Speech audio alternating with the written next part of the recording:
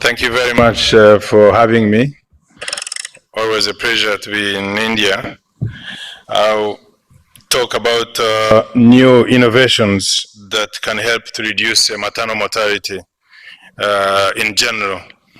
I started with the key basic facts that we may know. The key drivers of maternal and newborn mortality and stillbirth are well known. There's no question about it. Interventions and medicines are available, and many of these deaths are preventable. Medicines and interventions and diagnostic that could save lives, and mothers that need them are not reaching them. This is the challenges that we have. The missing link is that to accelerate the progress in reducing maternal and newborn mortality, we need to address the largest drivers of maternal mortality through collaborative efforts. The collaborative efforts seek to make available and scale up quality products, enhance the availability and skills of healthcare workers, and invest in the systems that care for mothers. This is a bit of global data. 80% of maternal and newborn mortality live in just 25 countries. And our efforts target geographies based on the burden of disease. So if we address only 25 countries carry 80% of maternal mortality, and India is part of them, of course, sub-Saharan Africa carries another biggest burden. So if the world focuses on sub-Saharan Africa and India, we would reduce a biggest chunk of mortality globally. A proactive approach has been taking place over the years, but something happened, something strange until maternal mortality was going down, child mortality going down. Until 2015, something happened. We all stagnated.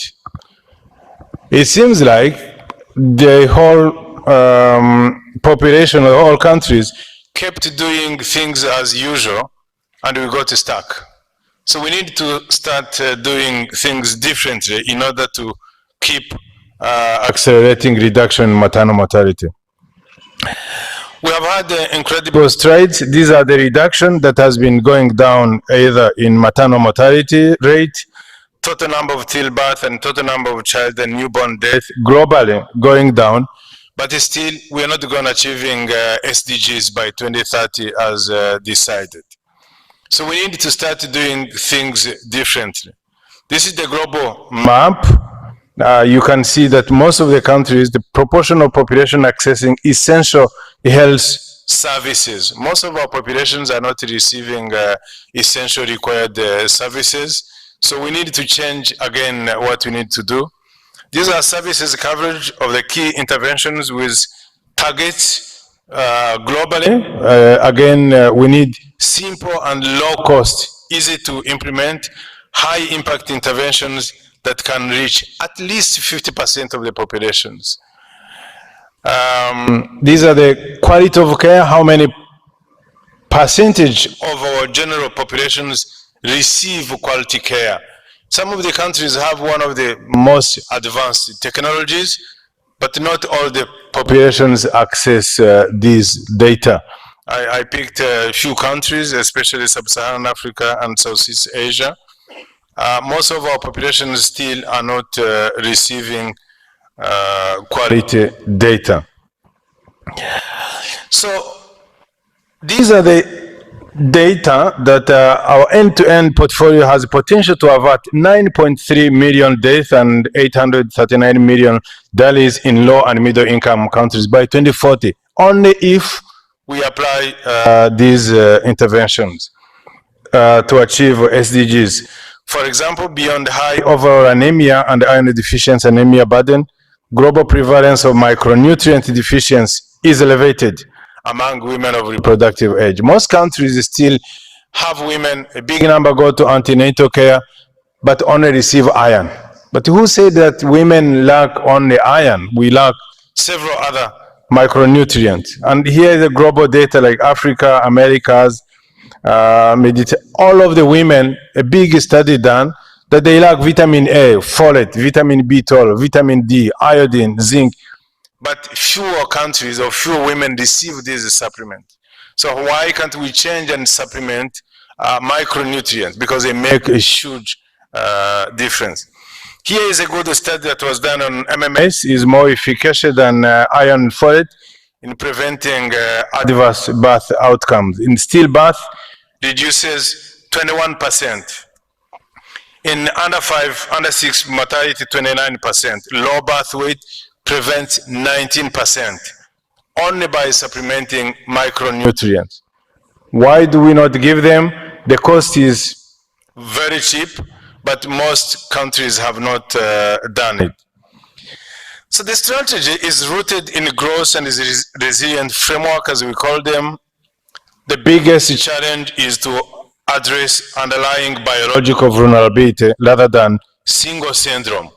We should not address one syndrome. We should address the underlying causes. For example, before a woman is pregnant, how is the status of the woman? Interventions as early as possible in life course should be done. For example, during pregnancy, anemia, undernutrition, and preeclampsia should be a good focus. During antenatal period, maternal postnatal hemorrhage, and during the infancy, underweight, wasting, stunting, and suboptimal neurodevelopment strategies. So we should always focus on proactive approaches to deliver these innovations, even way before pregnancy. Leveraging the power of science and innovation, like we saw the advanced scientific discoveries in the previous talk that we saw, the goal is to have a healthy mother and the baby. That's the goal. But do we prepare for that? The need is to diagnose anemia, for example, prevent anemia, prevents adverse outcomes, gestational age dating, and have maternal sepsis cared for. These are the big killers of pregnant women globally. So the new approach is to have the bundles, for example, MMS, maternal azithromycin, and using AI ultrasound. We should demystify the use of ultrasound by only OBGYNs. Nurses can do it, healthcare workers can do it if we use AI-enabled ultrasound technologies. So these are the interventions I'm talking about. For example, supplementation of maternal micronutrients plus calcium, use AI-enabled ultrasound, IV iron. If a woman is anemic during pregnancy, giving ferrous tablet is not going to help. We need to use IV iron.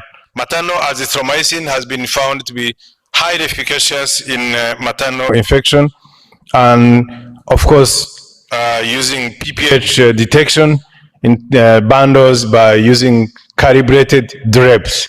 Estimation of blood loss by just saying 500 by visual inspection is not going to work. We need to have drips. Even if, however experienced you are, you're not going to estimate, especially the blood loss. And the other question is, if you don't address how a woman is before delivery, then it's going to be a problem. If you're already anemic before pregnancy, you're at high risk of having PPH. And even the single drop can put these women at a very critical stage.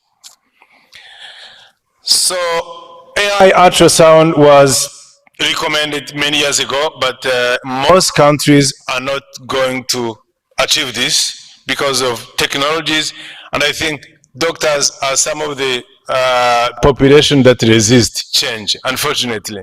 We still think we can be smarter than technologies, but we've got to learn to change and use AI. In conclusion, I'm rushing through this because I was told I have a few minutes. To achieve SDGs 3, we need to be thinking differently. If we do things differently from what we have been doing for the last 30 years, then we can achieve the SDGs.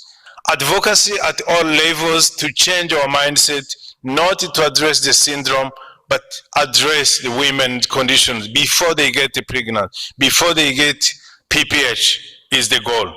and implementation at the scale of evidence-proven innovations is very, very key at this stage. And these are the interventions we're talking about, and this is the vulnerability where we are talking about proactive address innovation deliveries at a very early stage. Sorry. So maternal mortality is integrated indicator of the healthcare system. We should integrate it in the general care system. This is not just about a product or health worker or social determinant alone. Delivering a strong package of innovations, improve the health system as a whole is a goal for the future. And I want to thank you very much for this. Thank you. Hello. Thank you, Stephen. It was a wonderful talk, and definitely innovations are going to be the future way to go. And with innovations, with the new advancement of artificial intelligence coming in, I think what took more time for the West, the Western countries, they developed, and ultimately it is reflected in their low maternal mortality rate. And the LMIC countries, the developing countries, can do it faster because we have the learning from the West as well as newer techniques and technologies like artificial intelligence, new engineering techniques at different levels of application, new distribution technique, new infrastructural and logistic techniques, new techniques in cold chain. So there's a lot of science that has come in the last 2 decades, and this can be used to accelerate the evolution towards very low maternal mortality and low perinatal mortality. So thanks a lot.